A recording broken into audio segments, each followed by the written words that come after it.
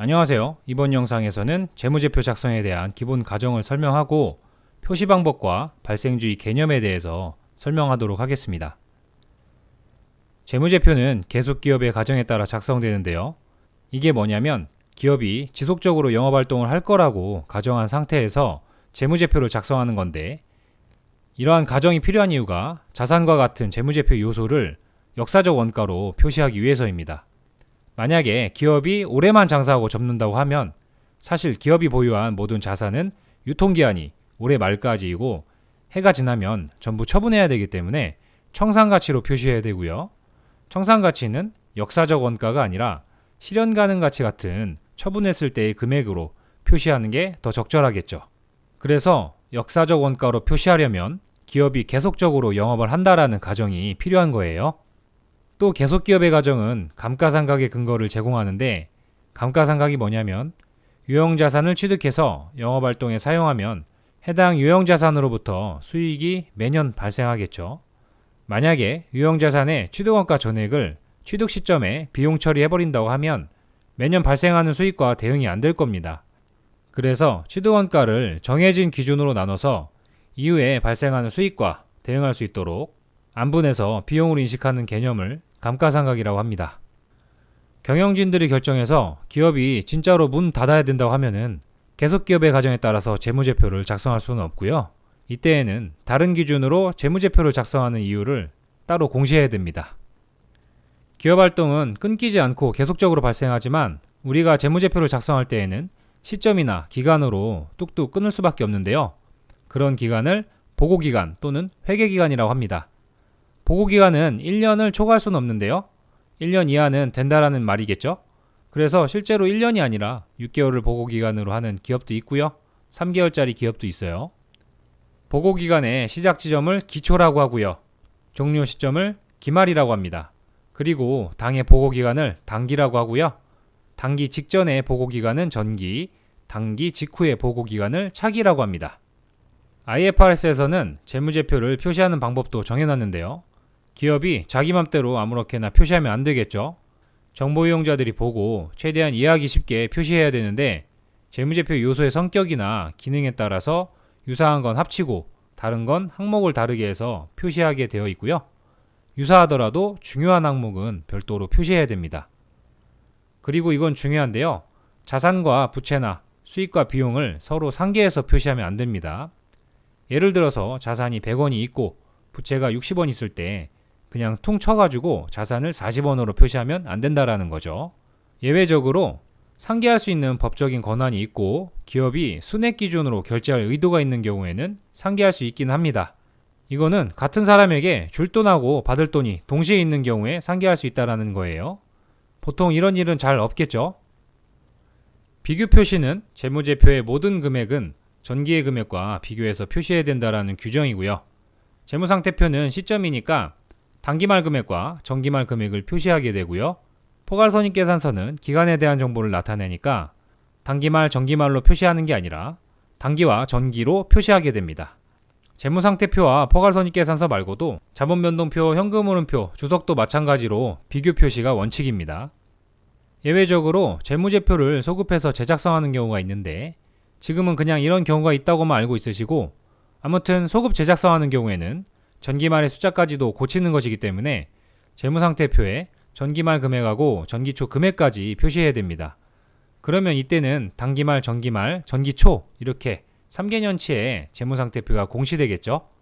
소급 재작성은 재무상태표만 3개년치를 공시하는 거예요. 다른 재무제표들은 똑같이 단기와 전기의 금액만 표시하면 됩니다.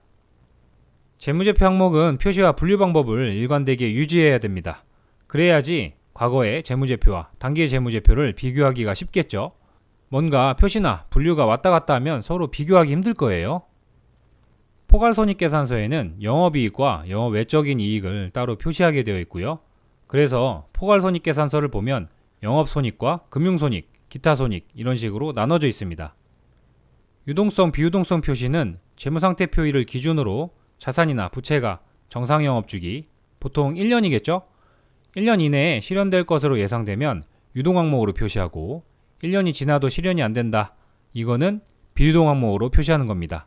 쉽게 말해서 차입금 중에 재무상태표일로부터 1년 이내에 갚아야 되는 차입금은 유동항목으로 분류하고요. 상환 시점이 1년을 초과하는 차입금은 비유동항목으로 분류하는 겁니다. 이때 12개월 이내에 실현되지 않더라도 유동항목으로 분류하는 애들이 있는데요. 재고자산, 매출채권, 매입채무, 미지급급여 이런 것들은 사실 비유동항목으로 표시하기가 조금 거시기 해요. 왜 그러냐면 만약에 재고자산을 비유동항목으로 표시한다면 이건 1년 이내에 안 팔 거라는 얘기인데 재고 수준을 줄여도 모자를 판에 비유동항목으로 표시한다는 건 어불성설이죠. 다른 계정도 마찬가지죠. 매출채권 비유동항목으로 표시한다는 건 나는 이 외상대금 1년 안에 안 받을 거야 하는 거죠. 물론 계약상 장기 매출채권은 빼고요. 미지급급여는 어떤가요? 비유동항목으로 표시할 수 있을까? 회사가 직원들 임금 체불했는데 재무제표에 비유동항목으로 표시되어 있어. 이건 회사가 1년 안에는 체불된 급여 안 줄 거라는 말이죠. 난리 나겠지? 이런 것들은 1년 이내에 실현되지 않더라도 그냥 유동항목으로 분류합니다. 아시겠죠? 법인세 회계 처리에서 발생하는 이연법인세 자산, 부채가 있는데요. 얘네들은 무조건 비유동으로 분류합니다. 그리고 차입금 같은 경우에는 은행에서 돈을 빌렸지만 기업이 갑인 거죠. 만기도 요청만 하면 연장할 수 있고 기업도 당연히 연장할 의도가 있을 때는 차입금 만기와는 관계없이 그냥 비유동 부채로 분류하기도 합니다. 비용은 기능별 분류와 성격별 분류 표시 방법이 있는데요. 기능별 분류는 비용의 사용처에 따라서 매출원가와 그 외의 비용으로 분류하는 방법이고 성격별 분류는 비용의 발생처별로 분류하는 방법입니다. 그냥 봤을 때는 뭔 소린지 잘 모르겠죠. 이 내용을 좀 더 잘 이해하려면 사실 제조원가에 대한 개념이 어느 정도는 있어야 되는데요.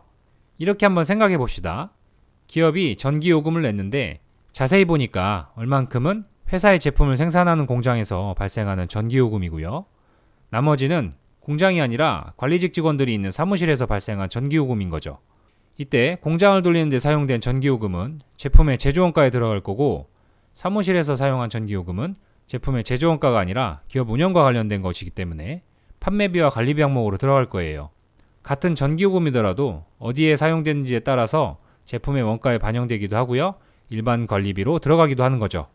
이때 제품 원가에 반영된 전기요금은 제품을 팔았을 때 매출원가로 인식하게 되겠죠. 지금 설명한 것이 기능별 분류 방법입니다. 같은 전기요금이더라도 공장에서 사용된 부분은 매출원가로 사무실에서 사용된 부분은 판매비와 관리비로 분류하는 거죠.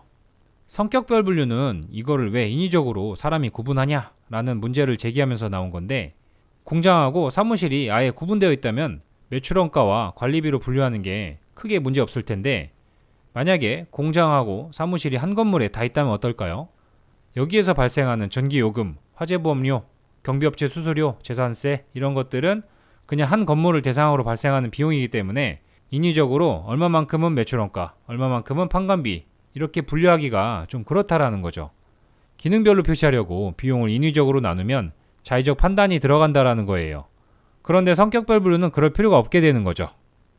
예를 들었던 전기요금과 비슷한 비용들이 뭐가 있을까요? 감가상각비, 수도광열비, 재산세 이런 비용들을 그 자체로 발생 원인별로 표시하는 게 성격별 분류 방법이고요. 이런 비용들을 매출원가와 판관비로 나누는 것이 기능별 분류 방법입니다.